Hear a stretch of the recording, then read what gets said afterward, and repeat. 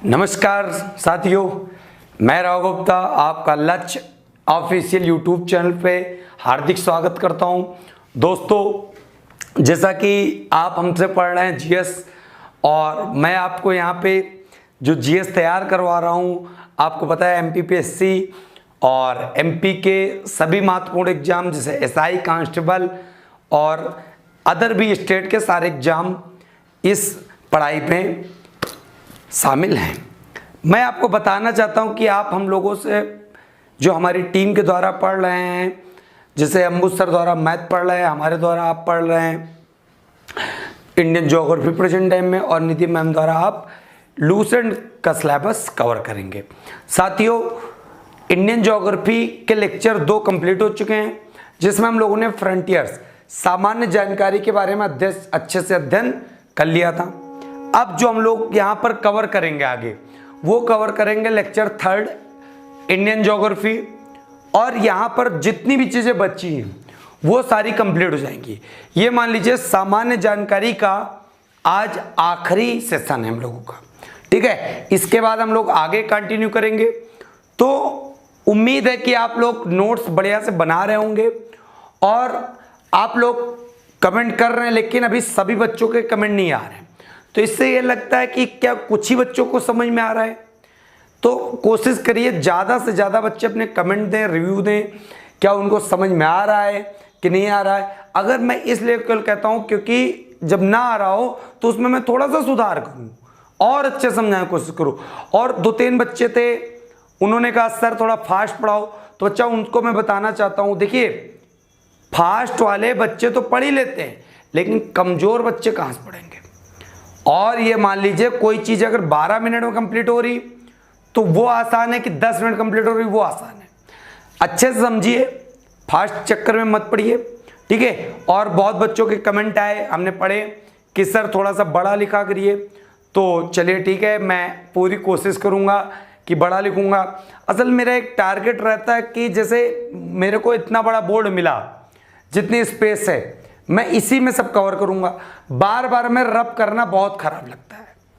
हम चाहते हैं कि हमें जितना बड़ा मिला इसी में मैं सारी चीज़ें समझा दूँ, तो इसीलिए मैं थोड़ा सा छोटा छोटा लिखता हूँ, जिससे जगह कम वहाँ पे भरे।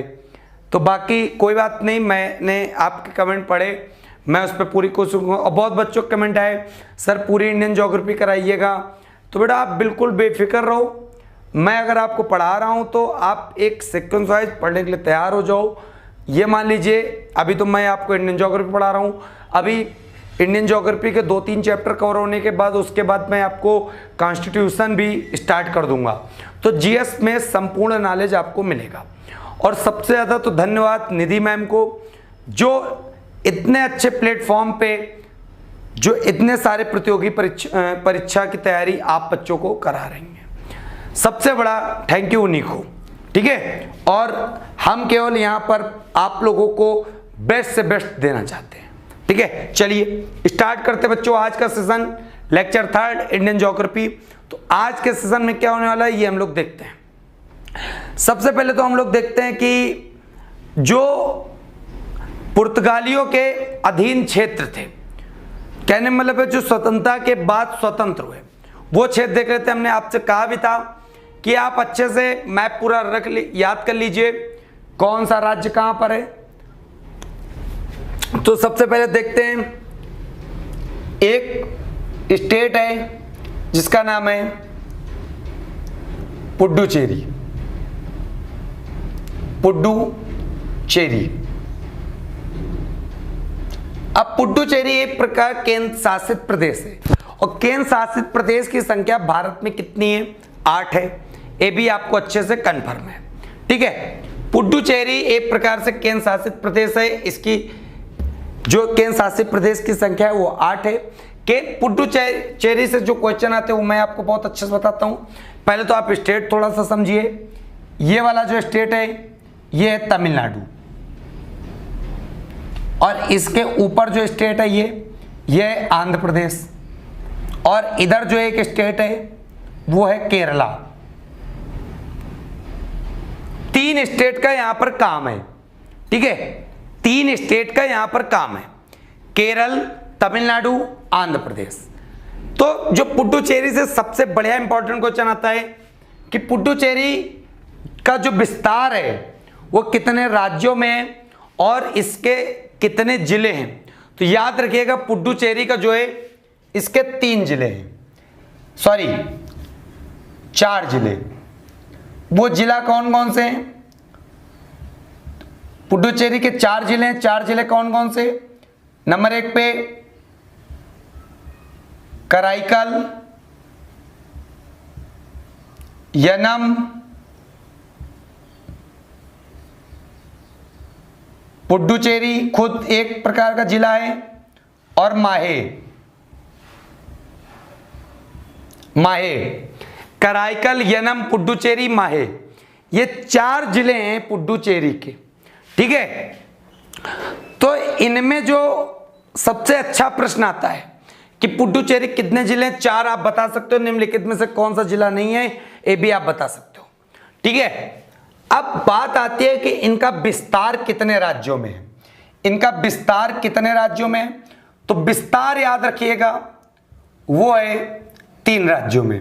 कहने मतलब है ये जिले जो हैं पुडुचेरी, कहीं उसका स्पेसिफिक स्थान नहीं दिया गया कि ये पुडुचेरी हो गया, यहां पर ये पूरा पुडुचेरी यहां पर विस्तृत है।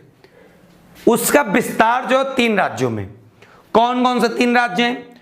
तो जो आंध्र प्रदेश में है यहां पर जिला पड़ता है यनम। तमिलनाडु में ऊपर यहां पर एक जिला पड़ता है कराईकल, और उसके नीचे ये एक जिला पड़ता है जिसको कहते हैं पुडुचेरी खुद।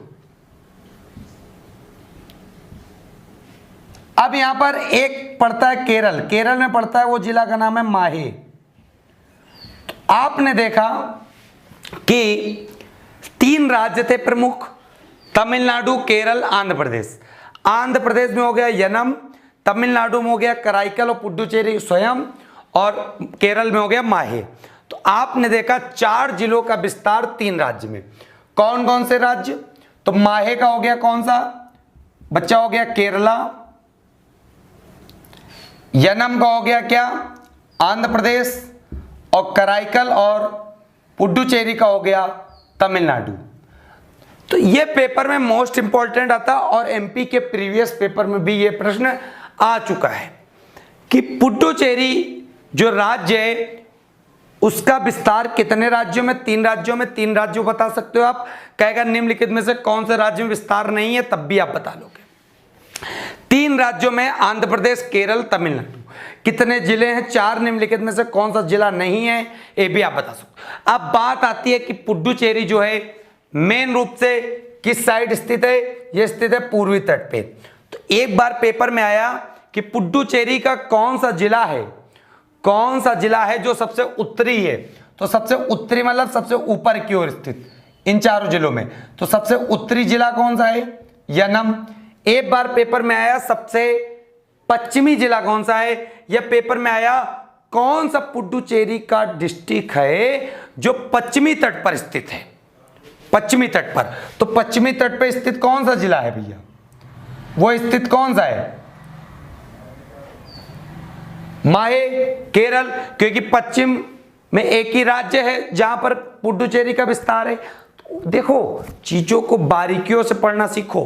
अगर अच्छे समझोगे तो ज्यादा दिन तक बनी रहेंगी। अगर आप जल्दबाजी में पढ़ोगे, पढ़ लोगे, कोई फायदा नहीं। आज मैं बता भी रहा हूं, सामान्य जानकारी का अंतिम सेशन है।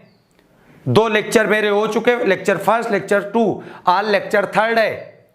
और आप भरोसा करो हम पे, हम एक एक चीज आपकी कवर करने वाले हैं। ठीक है, अब यहां पे मैं बात बता दूं, पुडुचेरी जो अगला क्वेश्चन आता, मैंने बताया पुडुचेरी पे पहले किसका अधिकार था?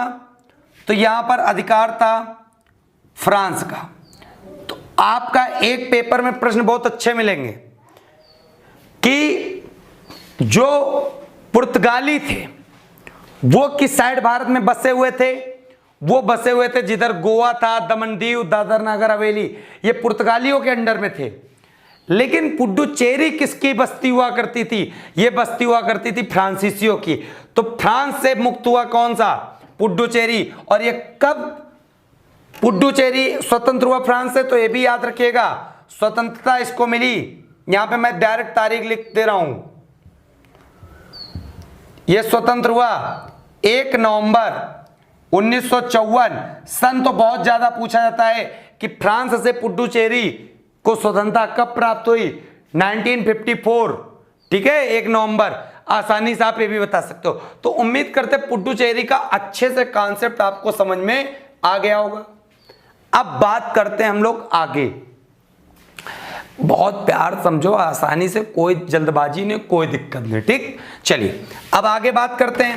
ये तो हो गया फ्रांस के अधीन जो क्षेत्र था भारत का, आपको पुडुचेरी के बारे में अच्छे से बता दिया हमने। अब बात करता हूं बच्चों दूसरे नंबर पे दादरा नागर हवेली, दमन एंड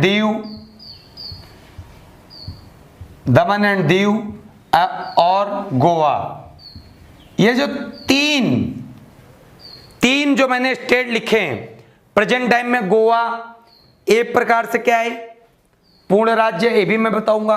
परेशान ना हो, ये जो पॉलिटी मिलेगा ना जहां पे आप पढ़ोगे राज्यों का पुनर्गठन, बिल्कुल अच्छे समझोगे। तो गोवा की जो स्थिति है ये, और जो दमन एंड दीव है ये यहां पर है। मैं डी एंड डी लिखे दे रहा हूं, समझ जाना। और यहां पर क्या है, दादरा एंड नागर हवेली। क्लियर है बात। ये वाला जो दादरा नागर हवेली है गुजरात और महाराष्ट्र सीमा पर पड़ता है, ठीक। अब यहां पे मैं बता दूं आपको, दादर नागर हवेली और दमन एंड दीव गोवा, ये जो तीनों राज्य हैं ये किससे स्वतंत्र हुए, ये स्वतंत्र हुए पुर्तगाली से। कब हुए, तो याद रखिएगा ये हुए 1961 में। लेकिन जब 1961 में पुर्तगाली से स्वतंत्र हुए दादर नागर हवेली दमन दीव गोवा, तो ये तीनों बन गए एक प्रकार से केंद्र शासित प्रदेश, ठीक है। परंतु 1987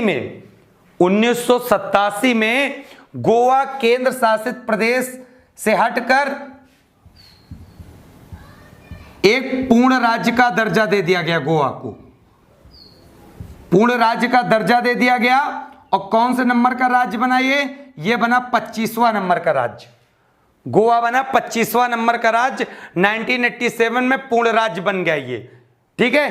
तभी आप देखते हो 25वें नंबर का गोवा, फिर 26, 27, 28 ट्रिक पता होगी, छौजा, झारखंड, उत्तराखंड, ठीक है, और छत्तीसगढ़, आसानी से आप बता सकते हो। बहुत मस्त आपको याद रहेगा, कोई टेंशन न लेना। चलिए इतनी बात उम्मीद करते हैं आपको समझ में आ गई होगी। तो एक प्रकार से आपने क्या देखा, जो पश्चिमी तट पर इधर जो बस्ती थी किसके अधीन क्षेत्र थे, ये अधीन क्षेत्र थे पुर्तगालियों के। और इधर जो पुडुचेरी वाला क्षेत्र है ये अधिकार क्षेत्र किसका था, फ्रांसीसियों का। तो ये पेपर में बहुत प्रश्न आता, तो इसीलिए 2 मैं जो बताने थे जो हमने आपको बता दिए, ठीक है। और अच्छे से जो जो प्रश्न आते हैं वो बच्चों हमने सब बताए। अब बात करते हैं आगे, इसको मैं रब करे दे रहा हूं, ठीक है। जिला आपको अच्छे सब कुछ A to Z समझ में आ रहा होगा। जो ना समझ में आए कमेंट कर दिया करो और अपने रिव्यू दिया करो कि आपको क्या नहीं समझ में आया, ठीक है। हम पूरी कोशिश करेंगे कि आपको अच्छे से अच्छे और अच्छे समझाएं। चलिए इतना उम्मीद करते हैं आपको समझ में आया होगा। एक छोटा सा टॉपिक था, जो भारतीय क्षेत्र थे वो किसके अधीन थे, ये हमने आपको पूरा अच्छे से बता दिया। और सबसे ज्यादा पेपर में जो पूछे जाते हैं यही पूछे जाते हैं, क्योंकि ये स्वतंत्रता के बाद स्वतंत्र हुए, ठीक है, 1947 में। अब बात करते हैं बच्चों आगे। अब जो अगला यहां पे बात करेंगे हम लोग, वो बात करेंगे मानक समय रेखा।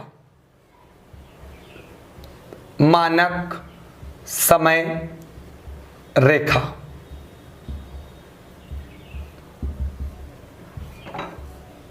इसके बारे में मानक समय रेखा, इससे बहुत सारे प्रश्न बनेंगे, तो अच्छे समझना। सबसे पहले तो मैं बात करता हूं, थोड़ा सा समझिए आप। आपने देखा कि पृथ्वी को दो बराबर भागों में कौन सी रेखा काटती, इधर मैं समझाऊं तो अच्छे से और समझोगे आप। पृथ्वी को दो बराबर भागों में काटने वाली रेखा का क्या नाम था?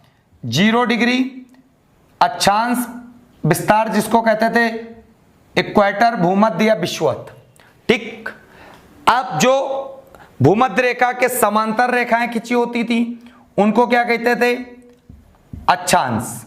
लेकिन अब यहां पे मैं इनका वर्क बता दूं कि अक्षांश रेखाओं की वजह से क्या पता चलता, तो अक्षांश की वजह से पता चलता है जलवायु। अक्षांश की वजह से पता चलता है जलवायु। भूमध्य रेखा पर सूर्य की किरणें सीधी पड़ती है, इसलिए यहां पे सबसे ज्यादा गर्मी होती है, वर्ष भर वर्षा होती रहती है। जैसे जैसे आप ध्रुवों के ऊपर चढ़ते जाएंगे मौसम आपको ठंडा मिलता चला जाएगा। तो यहां पर भारत पड़ने के कारण यहां की जलवायु भारत की कैसी है, तो भारत की जलवायु याद रखना, ये भी पेपर में प्रश्न आता है, उष्णकटिबंधीय मानसूनी जलवायु। उष्णकटिबंधीय मानसूनी जलवायु। ठीक, ये भी आपको क्लियर हो गया होगा। अब बात करते हैं दूसरे, इसी ग्लोब पर भूमध्य रेखा के लंबवत जो रेखाएं खिंची होती थी, एक तो मैं 20 से पहले रेखा काटे दे रहा हूं, ए भी 0 डिग्री है, इस 0 डिग्री का नाम है 0 डिग्री देशांतर। अब मैं इसको बता दूं, इसको नाम क्या दिया जाता है? इसको नाम दिया जाता है ग्रीनविच। ग्रीनविच मानक समय रेखा, मानक समय रेखा, ग्रीनविच मानक समय रेखा। ठीक है, तो आपको एक तरह से पता चला अक्षांश से क्या ज्ञात होता है हमें? जलवायु। देशांतर जो रेखाएं खिंची होंगी लॉन्गिट्यूड, उससे क्या पता चलता है? उससे हमें पता चलता है विश्व में समय, जो मानक समय, स्थानीय समय कि जैसे यहां पर 12 बज रहे तो यहां पर कितना बज रहा होगा, देशांतर से पता चलता है टाइम किसी भी क्षेत्र में। आ रही बात समझ में? तो अब यहीं पे बात अच्छे से समझो। पहले तो देशांतर के बारे में, देशांतर की संख्या कितनी हमने बताई थी? 360। क्योंकि अगर पृथ्वी गोल है, हाफ सर्किल अगर लेंगे तो हाफ सर्किल में 180 डिग्री का एंगल बनेगा। इसी प्रकार हाफ सर्किल में 180 180 180 कितने हो गए? 360। क्लियर है बात? 360 जब हो गए तो सिंपल सी बात है, जैसे 0 डिग्री रेखा खिंच गई और पीछे कोई बॉल है तो इसके जस्ट अपोजिट, ये जैसे बॉल है तो इसके जस्ट अपोजिट ये ऐसे एक लाइन खिंची होगी, तो 0 डिग्री के जस्ट अपोजिट क्या सा एक एंगल बनना होगा? 180 डिग्री। और 180 डिग्री देशांतर को कहते हैं अंतरराष्ट्रीय तिथि रेखा। तो ये पेपर में प्रश्न याद रखिएगा, 180 डिग्री देशांतर को क्या कहते हैं? अंतरराष्ट्रीय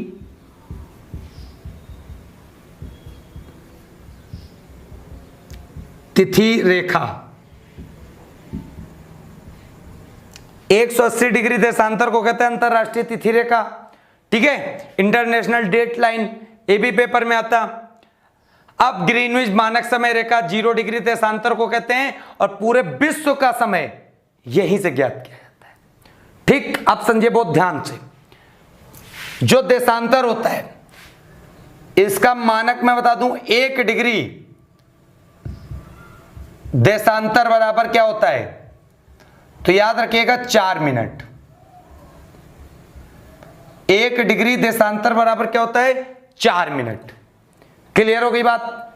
अब यहीं पे बात समझिए बहुत ध्यान से, जब 1 डिग्री बराबर 4 मिनट, तो सिंपल सी बात, 15 का मल्टीप्लाई इधर कर देंगे तो 15 का इधर करेंगे, 15 चौको 60। 15 डिग्री देशांतर बराबर क्या बनेगा? 60 मिनट। चाहे 60 मिनट कहो अथवा इसको 1 घंटा कहो, बात दोनों की है बराबर। ठीक, इतनी बात समझ में आ गई आपको? अब यहां पे मैं आपको बता दूं बहुत अच्छे से, जो मानक समय रेखा मैं पढ़ा रहा हूं, यहां पे पढ़ा रहा हूं भारत का, अभी समय निकालना ही बताऊंगा। तो जो पहले तो आप समझ लीजिए मानक समय रेखा ये गुजरती कहां से, ये गुजरती कहां से है? ये गुजरती है इलाहाबाद के नैनी से, इलाहाबाद के नैनी से।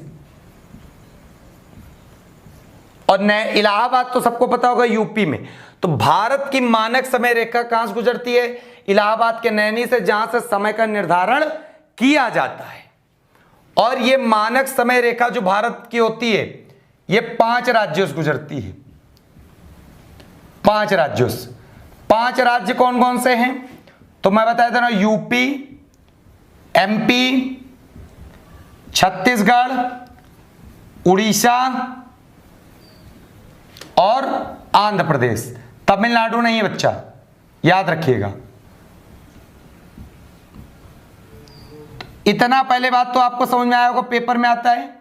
कर्क रेखा जिस प्रकार 8 राज्यों से गुजरती थी, उसी प्रकार मानक समय रेखा कितने से गुजरती है? 5 राज्यों से, यूपी, एमपी, छत्तीसगढ़, उड़ीसा और आंध्र प्रदेश।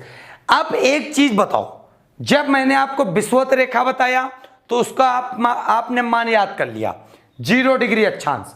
कर्क का मैंने बताया, आपने याद कर लिया, 23.5 डिग्री उत्तरी अक्षांश। मकर का मैंने बताया, आपने याद कर लिया, 23.5 डिग्री दक्षिणी अक्षांश। परंतु उसी प्रकार मानक समय रेखा का भी तो कोई मान होगा। तो सिंपल सी बात है, मानक समय रेखा जो है, अगर ये भारत यहां पर था तो ये जो यहां से गुजरती है रेखा, मानक समय रेखा, ये ऐसे गुजरती है। तो सिंपल सी बात, यहां पर 0 डिग्री है। जब इधर बढ़ोगे 1 डिग्री, 2 डिग्री, 3 डिग्री, 4 डिग्री, बढ़ता चला जाएगा, नहीं बढ़ता चला जाएगा। तो सिंपल सी बात, ये जो रेखा गुजरी है देशांतर, इसका मान कितना है? तो याद रखिएगा 82.5 डिग्री। दिशा कौन सी है? आप 0 डिग्री के इधर जाओगे तो कौन सी दिशा है? तो ये दिशा है पूर्वी। और इधर जाओगे तो कौन सी दिशा लगेगी? तो इधर लगेगी पश्चिमी। आज बच्चा आपको बड़ा बड़ा दिख रहा है कि नहीं? पूरी कोशिश कर रहे, थोड़ा सा बड़ा हम लिख रहे हैं, ठीक है। इधर जाओगे पूर्वी, इधर जाओगे पश्चिमी। समझ में आई बात? तो बच्चा इधर जब भारत यहां पे स्थित है, दिशा कौन सी लगेगी?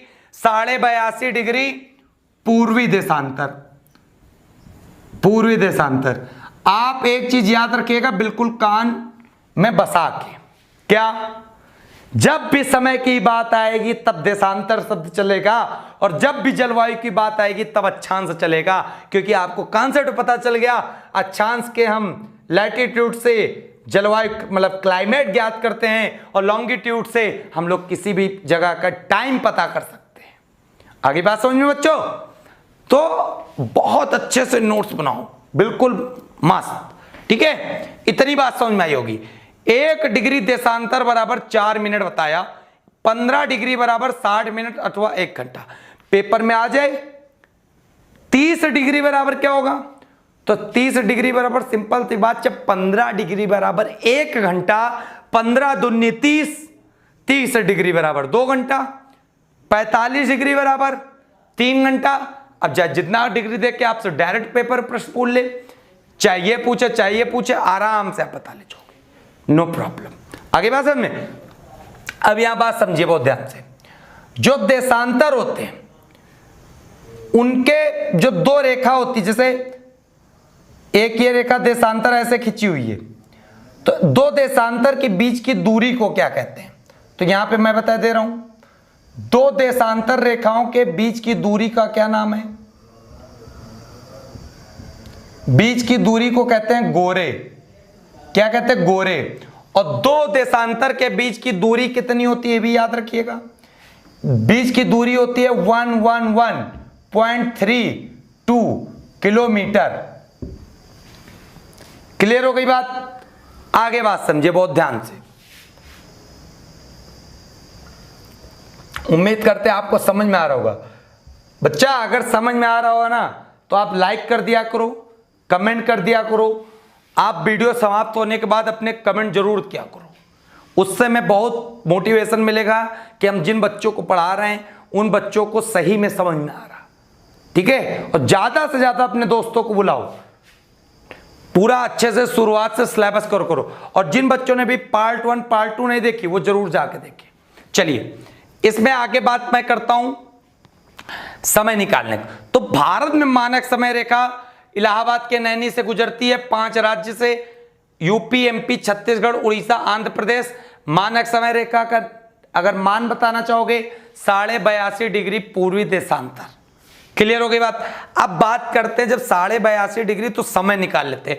आप लोग पढ़ा तो करते हो, भारत में समय ग्रीनविच से 5.5 घंटे आगे है। ठीक, 5.5 घंटे आगे है। ये पढ़ा करते हो नहीं पढ़ा करते हो? प्लस का मतलब आगे, लिखे भी दे रहा हूं मैं, 5.5 घंटे आगे, ये शब्द पढ़ा करते हो ग्रीनविच से। अब ये निकालते हम लोग कैसे? मैंने बताया ये जो डिग्रियां हैं इनकी वजह से हम ये समय निकाल सकते हैं। केवल हमें एक चीज पता होनी चाहिए, क्या? देशांतर, कितने डिग्री देशांतर पे हमें समय निकालना। अभी आप लोग खेल खेल में निकालोगे, परेशान मत हो। 15 डिग्री बराबर 60 मिनट अथवा 1 घंटा आप निकाल लिए। 1 डिग्री बराबर 4 मिनट। आप चाहो तो 1 डिग्री बराबर 4 मिनट इसका मल्टीप्लाई डायरेक्ट यहां पे करा दो और समय निकल आएगा। लेकिन नहीं, मैं बता रहा हूं, हमेशा जो गुणज बनेंगे, जो भी गुणज बनेंगे, मल्टीपल बनेंगे, वो बनेंगे 15 डिग्री में। ठीक है, तो सिंपल सी बात, 15 डिग्री बराबर 60 मिनट अथवा 1 घंटा। अगर आधा घंटा हो तो 15 का आधा कर दो, मतलब 7.5 डिग्री देशांतर बराबर क्या होता है? ये होता है आधा घंटा। अब यहां पे बताते हैं हम आगे बात। एक अच्छी सी बात पहले समझो, जब ग्रीनविच मानक समय रेखा के हम लोग पूरब की तरफ जाएंगे तो समय क्या होगा? जुड़ेगा। और जब हम पश्चिम की तरफ आएंगे तो समय क्या होगा? घटेगा। ये भी याद रखिएगा। और इस 0 डिग्री ग्रीनविच समय पे हमेशा दोपहर के क्या होते हैं? दोपहर के 12 बजते हैं। और इसी से समय की गणना करते हैं हम लोग, इसी से समय की गणना हम लोग करते हैं। 0 डिग्री पे यहां पे दोपहर में 12 बजते हैं, इसी से हम लोग समय की गणना कर लेते हैं। 7.5 डिग्री बराबर आधा घंटा निकल आया। आ रही बात समझ में? अब बात करते हैं 82.5 डिग्री का। तो 82.5 डिग्री में पहले आप देखो 15 के मल्टीपल कितने मिल जाएंगे? 15 का अगर पहाड़ा पढ़े, टेबल पढ़े, तो 15 छाका तो 90 हो गया, लेकिन 15 पच कितना होता है? 75। 15 इंटू 5 टाइम्स कितना हो जाएगा? 75 डिग्री। तो सिंपल सी बात है, 75 डिग्री बराबर कितना हो जाएगा? ये हो जाएगा 5 घंटे। और आपको पता है 75 में अगर 7.5 जोड़ दें हम 7.5, तो आधा घंटा और बढ़ जाएगा, क्योंकि 7.5 का मान कितना होता है? आधा घंटा। तो 75 और 7.5 कितना हो गया? 82.5 डिग्री। समय इधर कितना हो गया? इधर पूरा समय हो गया 5.5 घंटा। कौन सी दिशा में भारत की मानक समय रेखा स्थित है? पूरब की तरफ। पूरब की तरफ समय क्या हो जाएगा? जुड़ जाएगा। तो जब दोपहर के 12 बज रहे होंगे यहां पर, तो सिंपल सी बात है, यहां पर कितने बज रहे होंगे? शाम के 5:30। आगे बात समझ में? क्योंकि समय हमको वहां पे क्या करना है? जोड़ना है। अभी और मैं प्रश्न कराऊंगा, परेशान मत हो। तो इतना आपको समझ में आया कि नहीं आया? अब मैं इसको रब करता हूं, फिर आगे बताता हूं। ठीक है, बिल्कुल भी परेशान मत होना, एक एक चीज मैं आपको यहां कंफर्म कराऊंगा। तो अब जो आगे बात करते हैं हम लोग, मानक समय रेखा से संबंधित कई सारे प्रश्न। अभी तक तो आपने भारत का समझा कि 82.5 डिग्री पूर्वी देशांतर और 5.5 घंटा कैसे आगे। ठीक, अब देख लेते हैं, जैसे 0 डिग्री है ग्रीनविच रेखा, यहां पर तो नॉर्मली जब समय नहीं दिया होता तब हम लोग मान लेते दोपहर के 12, और इस साइड जब हम पूर्वी साइड जाते हैं तो समय क्या करते, जोड़ देते। जब हम लोग पश्चिमी साइड जाते हैं तो समय क्या करते हैं, घटाते हैं। अब यहां पे अगर आपसे प्रश्न पूछा जाए कि ग्रीनविच में, और ग्रीनविच हटा दो, यहां पे ग्रीनविच जो स्थित है वो कहां स्थित है, लंदन में। पेपर में प्रश्न आए कि लंदन में यदि दोपहर के, ये प्रश्न है बच्चा, इसका आंसर देना भी, 12 बज रहे हों, 12 बजे या 12 बज रहे हों तो 120 डिग्री पश्चिमी देशांतर पर क्या समय हो रहा होगा। 120 डिग्री पश्चिमी देशांतर पर क्या समय हो रहा होगा, यह बताना आपको प्रश्न। तो लंदन में दोपहर के जब 12 बज रहे हो तो 120 डिग्री पश्चिमी देशांतर पर क्या समय हो रहा होगा, यह प्रश्न आपको करना है। बहुत सिंपल सा है, हमें पहले तो यह देखना है कितना दिया, 120 डिग्री। 120 डिग्री मतलब क्या है, 1 डिग्री बराबर 4 मिनट। आप चाहो तो ऐसे कर लो, 1 डिग्री बराबर 4 मिनट, 120 डिग्री बराबर कितना हो जाएगा, मल्टीप्लाई कर दो 480 मिनट, और 480 मिनट को इसको घंटे में बदल लो, 60 से मल्टीप्लाई करोगे, वो सॉरी डिवाइड करोगे तो कितना आ जाएगा, 8 घंटे। 8 घंटा आ गया। अब 120 का यहां पे काम खत्म। आगे देखो, पश्चिमी शब्द है, पश्चिमी शब्द मतलब जब ये 0 डिग्री है तो 120 डिग्री कहीं यहां पर ये हो रहा होगा, लाइन ये खिंची होगी, तो यहां पर आपको समय बताना है। इसका मतलब है ये निकालना, डिजिट निकाल लिया। अब जो अगला शब्द लिखा होता है पश्चिमी पूर्वी, उससे ज्ञात करेंगे समय घटेगा कि समय बढ़ेगा। जब पश्चिमी शब्द है आपको बता दिया हमने कि पश्चिम की तरफ जाने पर क्या होता है, समय घटता है, तो सिंपल सी बात है 8 घंटे क्या होंगे, घटेंगे। लेकिन किसमें घटेंगे, ये चीज दी गई है। दोपहर के 12 बज रहे हो, तो जब यहां पर दोपहर के 12 बज रहे हो, पीछे के 8 घंटे बता दो क्या बज रहा होगा। सिंपल सी बात है, 12 के पहले 6 घंटे बजाओ, सुबह के 6, और फिर 2 घंटे और घटा दो तो सुबह के 4 बज रहे होंगे। सिंपल सी बात है, यहां पर क्या समय हो रहा होगा बच्चा, 4 AM, सुबह के 4 बजे। समझ में आ गया नहीं आया, जिसको ना समझ में आया कमेंट करके बता देना। दोपहर के 12 बज रहे होंगे, सुबह के 4 AM, ठीक है, 4 एंटी मेरिडियन टाइम हो रहा होगा 120 डिग्री पश्चिमी देशांतर पर। यहीं पे प्रश्न मैं कर देता, लंदन में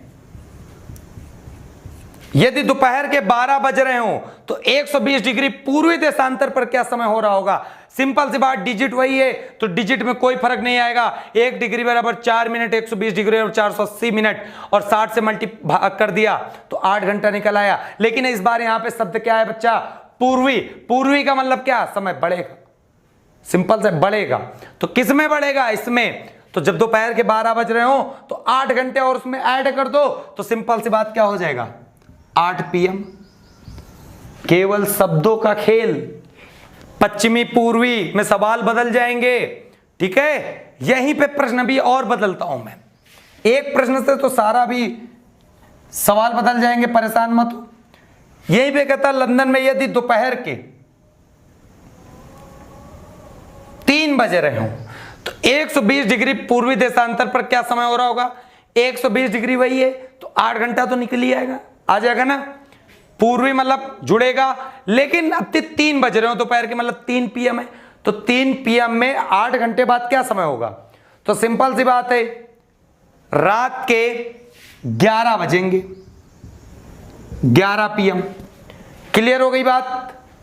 उम्मीद करते हैं आपको A to Z प्रश्न अच्छे से समझ में आ रहा होगा।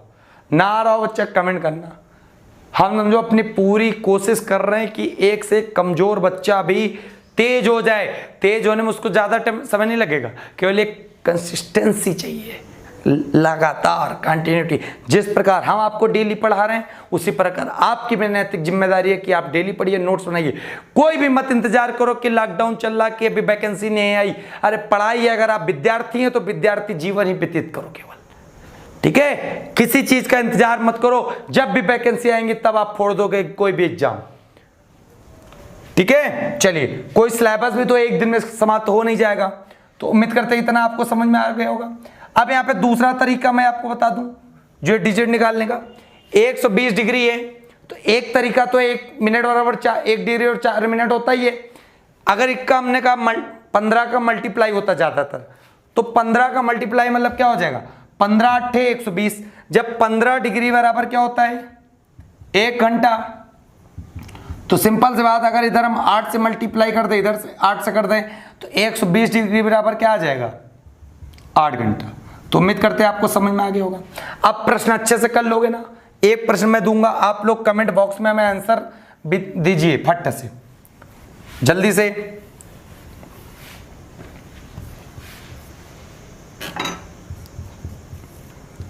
यदि लंदन में सुबह के 6 बजे हूं तो भारत में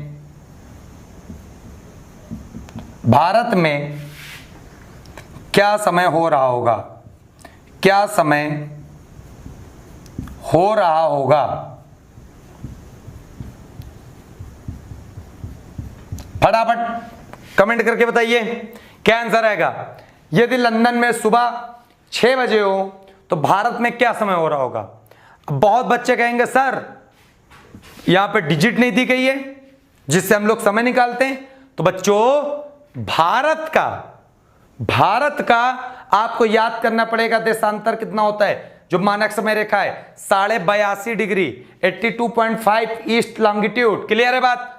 तो 82.5 डिग्री, और सबको पता है 82.5 डिग्री मतलब 5.5 घंटे, और 5.5 घंटे सिंपल सी बात, जब लंदन यहां पर है, भारत यहां पर स्थित है, पूरब दिशा में तो समय बढ़ता है, तो इसमें केवल 5.5 घंटे हम लोग जोड़ दें,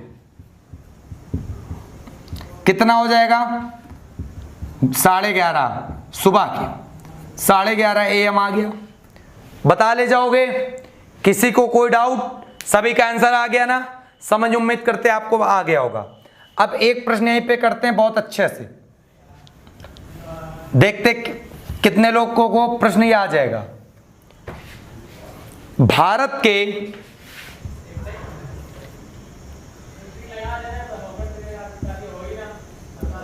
पूर्वी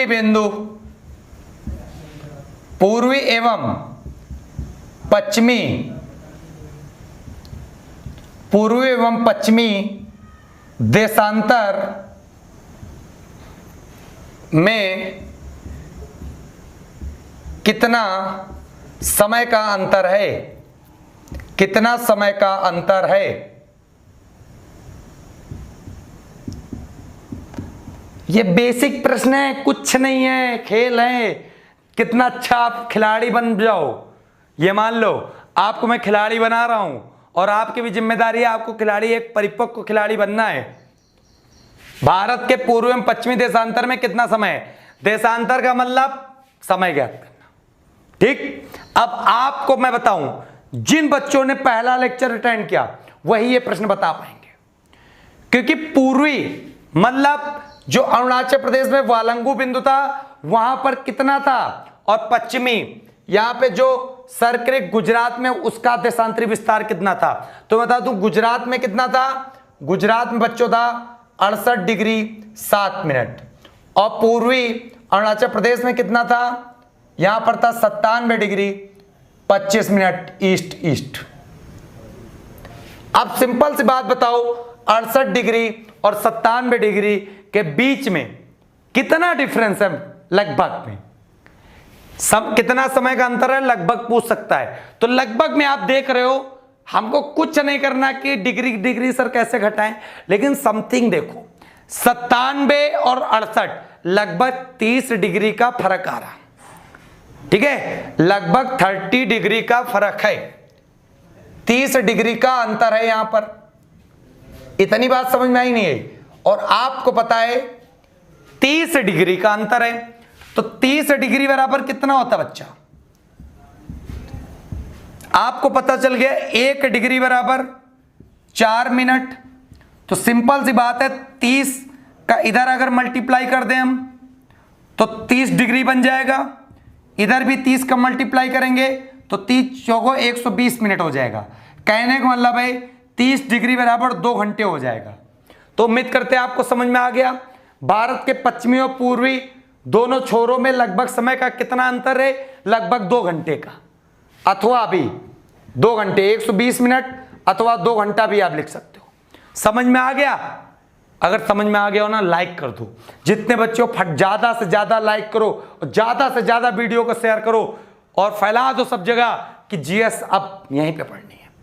जो लक्ष्य एकेडमी का प्लेटफॉर्म है, आपको वहीं पर जीएस तैयार करनी है। ठीक है, पूरी कोशिश करनी है आपको। चलिए, अगर मैम आपके लिए इतना अच्छा प्लेटफॉर्म तैयार कर रही हैं तो आप क्यों यहां से छोड़ के दूसरी जगह जाएं? तो उम्मीद करते हैं आपको इतना समझ में आ गया होगा अच्छे से। अब मैं यहां पर रब करता हूं। तो मानक समय रेखा का पूरा कॉन्सेप्ट हमने आपको बता दिया। कोई भी डाउट हो आप कमेंट करके पूछ लीजिएगा और अपने रिव्यू दीजिएगा कि आपको कैसा लगा पढ़ने में। ठीक है, अभी बहुत सारी चीजें आज खत्म करनी है। ये मत सोचिए कि क्लास ओवर हो गई हमारी, अभी तो आज पूरी क्लास सामान्य जानकारी जो लेक्चर 3 है वो आज अंतिम सेशन है। फिर इसके बाद कल से हम लोग नया टॉपिक कुछ स्टार्ट करेंगे। ठीक है बच्चों, चलिए तो मैं आपको बता दूं अब आगे जो पेपर में प्रश्न आता है। सबसे पहले तो ये जो भारत का तट है, किस तरफ का तट है? पूर्वी। तो ये जो तट है टेढ़ा मेढ़ा है, तो तटों को मिलाने के लिए बराबर भागों में एक रेखा खींच दी गई, एक रेखा खींच दी गई। इस रेखा को नाम दिया गया आधार रेखा। आधार रेखा। तो पेपर में प्रश्न आता है कि आधार रेखा किसे कहते हैं? भारत के तट को, जो पूर्वी साइड के तट हैं, उनको बराबर मिलाने वाली रेखा को क्या कहते हैं? आधार रेखा। ठीक है, मान लो कोई तट यहां पे ज्यादा निकला, यहां पे निकला, तो उसको बराबर में प्लेन। अब बात सुनिए बहुत ध्यान से। भारत का जो विस्तार है वो इन राज्यों में तो है ही, तमिलनाडु, आंध्र प्रदेश, उड़ीसा, पश्चिम बंगाल। इसके अलावा यहां पर आप अपने अंडमान देखे थे, बंगाल खाड़ी में। क्लियर है बात? तो यहां पर भी भारत का अधिकार क्षेत्र है। इतनी बात समझ में आ रही होगी। तो जो आधार रेखा से जो यहां से यहां तक दूरी है वो है 12 नाटिकल मील। नाटिकल मील, एक तरह से केवल एनएम लिख लो आप, एनएम, 12 नाटिकल मील। अब ये 12 नाटिकल मील, ठीक है, अब यहां से यहां तक का ये क्षेत्र क्या कहलाएगा? तो ये क्षेत्र याद रखिएगा, प्रादेशिक विस्तार क्षेत्र। तो पेपर में आता है प्रश्न, भारत का प्रादेशिक विस्तार क्षेत्र वो कितनी दूरी पर फैला है? तो आधार रेखा से 12 नाटिकल मील। अब बच्चों के मन में प्रश्न आ रहा होगा कि नाटिकल मील क्या है? नाटिकल मील क्या है? तो नॉटिकल मील जो है वो है समुद्र में मापी जाने वाली, समुद्र में मापी जाने वाली दूरी की इकाई। कहने का मतलब है जो समुद्र में दूरी नापी जाती है उसको क्या कहते हैं? उसको कहते हैं हम लोग नॉटिकल मील। क्लियर हो गई बात? एक नॉटिकल मील बराबर क्या होती है? दूरी।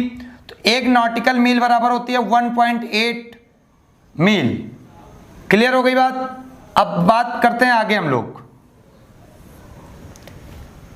तो ये जो प्रादेशिक विस्तार क्षेत्र में बताना चाहता हूं, भारत के लिए हिंद महासागर का क्षेत्र राजनीतिक आर्थिक दृष्टि से बहुत ज्यादा महत्वपूर्ण है। यहां पर भी भारत का विस्तार है। तो पेपर में प्रश्न आते हैं। ठीक है, अब यहां पे जो अगला प्रश्न आता है, ये टोटल हो गया 24 नॉटिकल मील। आधार रेखा से 24 हो जाएगा, और अगर यहां से बात करें जो प्रादेशिक विस्तार क्षेत्र की अंतिम सीमा है वहां से बात करें तो 12 ही है मात्र। यह क्षेत्र क्या कहलाता है? तो इस क्षेत्र को कहते हैं संलग्न क्षेत्र। संलग्न क्षेत्र। यहां पर भारत का क्या अधिकार है? यहां पर भारत का अधिकार है कि यहां पर जो टैक्स है, साफ सफाई का पूरा अधिकार किसके पास है? भारत के पास। तो पेपर में आता संलग्न क्षेत्र की भारत की तटीय दूरी कितनी है तटीय क्षेत्र से? तो 24 नॉटिकल मील यहां से, आधार रेखा से, और यहां से बात करेंगे तो 12 बचेगा। क्लियर बात? जो हमने 24 ये लिखा हुआ है ये यहां से के बीच के यहां तक की दूरी है। अब बात करेंगे हम लोग आधार रेखा से यहां तक 200 नॉटिकल मील की, और 200 नॉटिकल मील आधार रेखा से होगा, और यहां से अगर बात करेंगे तो 24 घट जाएगा, मतलब बचेगा 176। आपको ये नहीं याद रखना, आधार रेखा से पेपर में प्रश्न आता है। ये वाला क्षेत्र क्या कहलाता है? ये वाला क्षेत्र कहलाता है आर्थिक अनन्य क्षेत्र। आर्थिक अनन्य क्षेत्र कहने का मतलब है एक्सक्लूसिव इकोनॉमिक जोन। क्लियर है बात? बिल्कुल अच्छे से याद रखिएगा, पेपर में प्रश्न आता। और यहां पे भारत को कोई भी नए आविष्कार करने का भी अधिकार प्राप्त है। अब बात हम लोग करते हैं, एक मील बराबर क्या होता है? एक मील बराबर होता है 1.6 किलोमीटर अथवा 1600 मीटर। ये एक तरह से आप समझ सकते हो, जो आर्मी के जवान होते हैं उनकी जो रेस होती है वो इतनी होती है, 1.6 किलोमीटर अथवा 1600 मीटर की। तो उम्मीद करते हैं आपको ये भी समझ में आ गया होगा। ये बच्चा, बहुत लोग कह रहे होंगे बेकार सर पढ़ा रहे हैं, बहुत इंपॉर्टेंट चीज है। ठीक है, ये भी पूरा कॉन्सेप्ट हमारा क्लियर हो गया जो तटीय क्षेत्र से दूरी थी। अब बात करते हैं हम लोग आगे हम लोग यहां पर क्या बात करते हैं देखते हैं।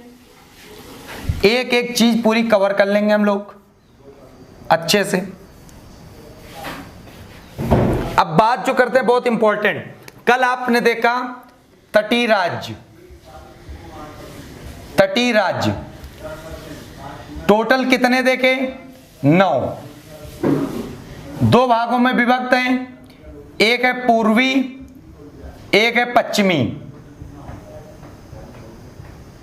तो आपने देखे पश्चिम दिशा पे कितने तटीय राज्य हैं? तो इधर कितने थे? 5।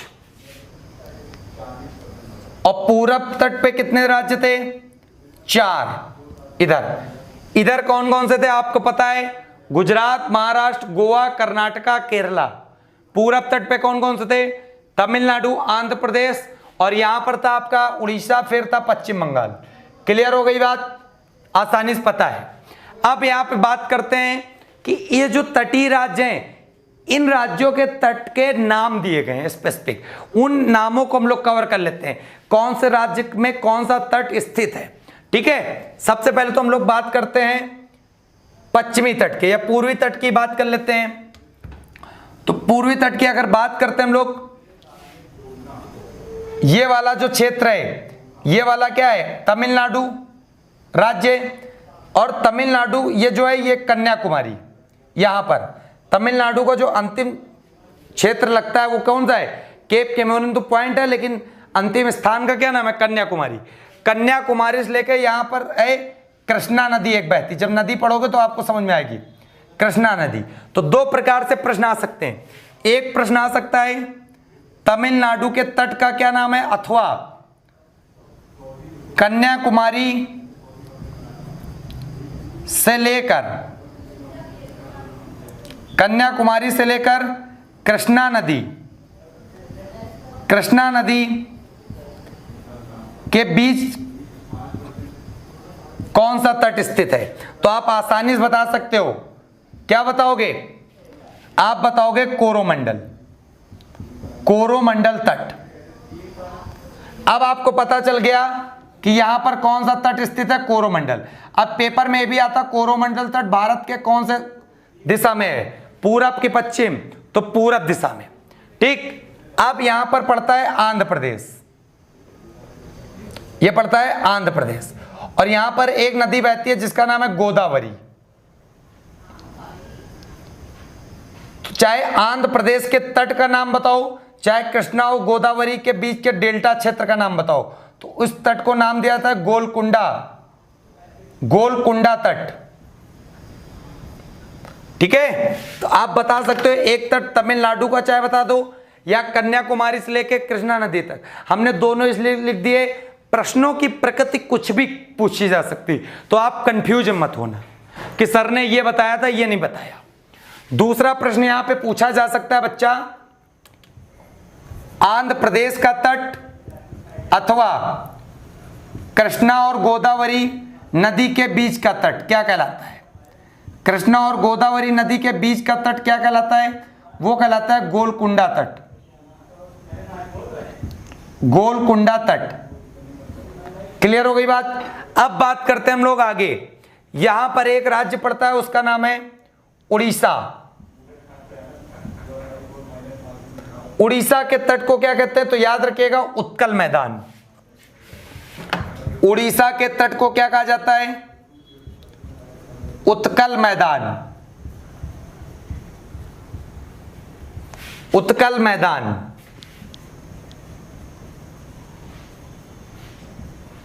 बहुत अच्छे से समझिए आप लोग। अब यहां पड़ता है जो अंतिम तटीय राज्य, वो है पश्चिम बंगाल। अब पश्चिम बंगाल के तट को क्या कहते हैं? उत्तरी सरकार तट, उत्तरी सरकार तट। देखिए इधर तो मैं मैप फिल कर रहा हूं, आप लोगों से जो मैप वाला हमने वर्क दिया था वो इसी हिसाब से आप करिएगा, तभी अच्छे से आपकी तैयारी होगी। इधर तो मैं लिख रहा हूं आपको समझाने के लिए। तो पश्चिम बंगाल के तट को क्या कहा जाता है? वो कहा जाता है उत्तरी सरकार तट। इस प्रकार आपको पता चल गए कि पूर्वी तटों के नाम, राज्य तो आपको पहले से पता ही थे। कितने राज्य थे? 4। कौन कौन से? तमिलनाडु, आंध्र प्रदेश, और यहां पर था आपका उड़ीसा और पश्चिम बंगाल। अब उनके तटों के नाम पता चल गए, कोरोमंडल तट, गोलकुंडा तट, उत्कल मैदान, उत्तरी सरकार तट। ये किस दिशा में स्थित है? पूरब दिशा में। इधर मैं रब कर दे रहा हूं, पश्चिम की बात करते हैं हम लोग। ठीक है, आप लोग बहुत अच्छे समझो, मजा आ जाएगा। अब मैं यहां पे बता दे रहा हूं पश्चिम का। अब ये जो गुजरात का ये वाला एरिया है, इस तट को बोलते हैं कच्छ का तट। कच्छ का रण भी आप सुने होंगे, कच्छ तट। और जो गुजरात का ये वाला एरिया है, इस वाले एरिया को बोलते हैं काठियावाड़, काठियावाड़ तट, या इसी का एक अन्य नाम है सौराष्ट्र तट। तो काठियावाड़ तट जो गुजरात का दक्षिणी एरिया लगता है, और इधर वाला कच्छ तट, सौराष्ट्र, काठियावाड़ एक ही नाम है। ठीक है, अब महाराष्ट्र से लेके गोवा तक, ये जो गोवा वाला एरिया है, इस वाले तट को क्या नाम दिया था? इस वाले तट को, तो इस वाले तट को नाम दिया था कोंकण तट। और ये जो कर्नाटका बीच में पड़ जाता है, तो कर्नाटक के तट को क्या नाम दिया था? कनारी तट, जिसको कन्नड़ तट के नाम से भी जाना जाता है। अब बात बचती है लास्ट में, जो अंतिम राज्य है वो बचता है केरल। केरल के तट को बोलते हैं मालाबार तट, मालाबार तट। तो इस प्रकार आपको ये भी समझ में आ गया होगा। तो ये हमने सभी राज्यों के तट बता दिए, तो आप आसानी से इसको याद रखिएगा, बहुत अच्छे से पेपर में आते हैं। कोंकण तट का विस्तार कहाँ? महाराष्ट्र से लेके गोवा तक का जो है कोंकण तट। ठीक, अभी यहीं पे कोंकण तट रेलवे भी पढ़ोगे, मोस्ट इंपॉर्टेंट है। तो इस प्रकार बच्चों अच्छे से पूरा का पूरा सामान्य जानकारी जितनी है पूरी की पूरी समाप्त हो गई। ठीक, अब हम लोग, जैसे बहुत बच्चे कह रहे होंगे सर जनसंख्या के बारे में नहीं बताया, तो मैं जब स्पेसिफिक भारत के बारे में जनसंख्या पढ़ाऊंगा वहां पे बता दूंगा। जो चीजें जहां पे होंगी रिलेटेड, मैं वहीं पर उनको डिस्क्राइब करूंगा। ठीक है, तो अगर आपको समझ में आ रहा हो तो आप नोट्स जरूर बना लीजिए। और बहुत बच्चों के कमेंट थे कि सर छोटा लिखते हैं आप, तो आज अगर बड़ा लिखा हो तो आप कमेंट कर दीजिएगा कि सर आज सही है, तो आगे से मैं इतना ही साइज रखूंगा अपना पढ़ाने का जो लिखता हूं वर्ड, ठीक है। और दोस्तों अगर वीडियो आपको पसंद आई हो तो लाइक करना तो बिल्कुल भी मत भूलिएगा और अपने दोस्तों में शेयर करिए। और अगर आप चैनल पे पहली बार आ रहे हो तो लक्ष्य ऑफिशियल को सब्सक्राइब करिए, ठीक है। और दोस्तों अब मिलेंगे हम लोग एक नई वीडियो के साथ, तब तक के लिए जय हिंद।